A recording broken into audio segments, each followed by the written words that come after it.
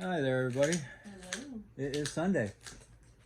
All day. Yeah, all day until tomorrow. Back to the work day, Monday, right? Yeah. Long weekend is over. Anyway, we're in there.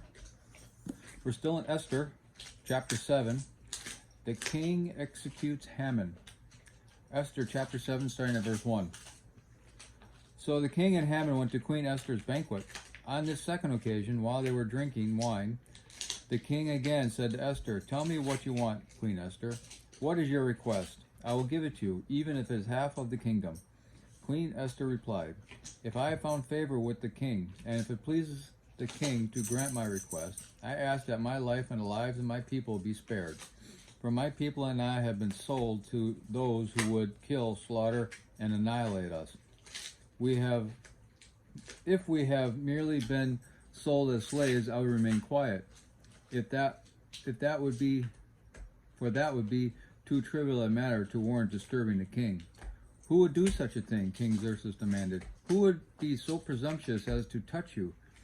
Queen Esther replied, "This wicked Haman is our adversary and our enemy." Haman grew pale with fright before the king and queen. Then the king jumped to his feet in a rage and went out into the palace gardens. Haman, however, stayed behind to plead for his life with Queen Esther, for he knew that the king indeed intended to kill him. In despair, he fell on the couch where Queen Esther was reclining, just as the king was returning from the palace garden. The king exclaimed, "Will he even assault the queen right here in the palace before my very eyes?" And as soon as the king spoke, his attendants covered Haman's face, signaling his doom. Then Harbona, one of the king's eunuchs, said, "Haman has set up a sharpened pole that stands 75 feet tall in his own courtyard. He intended to use it to impale Mordecai, the man who saved the king from assassination. Then impale Haman on it," the king ordered. So they impaled Haman on the pole he had set up for Mordecai, and the king's anger subsided. And now the commentary. Haman's hatred and evil plotting turned against him when the king discovered his true intentions. He was impaled on the pole he had set up for someone else. Proverbs 26:27 teaches that if you set a trap for others, you will get caught in it yourself. What happened to Haman shows the often violent results of setting any kind of trap for others. A veil is placed over the face of someone condemned to death because Persian kings refused to look upon the face of a condemned person. Yeah, a little bitter irony there, you know. Yeah.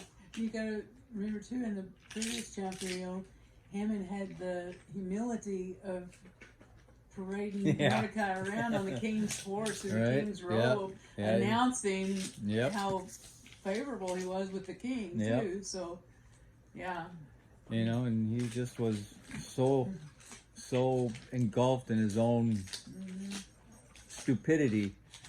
Why on earth would you, and I know he set up lots, which is basically, taking chances. You're letting the dice, and I get the God used that in the temple to choose people and things, but he wasn't asking God to choose lots. He was asking the lots of, he was just without God's involvement at all. So he got, and why would you set this date a year in advance? Right. And have all these people, have time to, that was his own stupidity. He was just so blinded by, "Ooh, that sounds like a good idea. Let's do that." Okay, not even thinking about what he was doing. So. But we do it too. Yes, we do. We do it too. Like, "Oh, that sounds like a good idea. Let's do that." And then. And not consulting God ahead of time. Right. Yeah. I mean, we've all fallen into that trap all the time. Absolutely.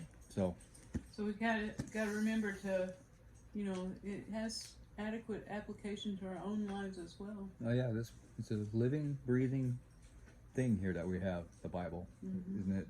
It's not just for one generation; it's for every generation. Unchanging. Yep. I gotta sneeze. So I'll see you later. Have a good day.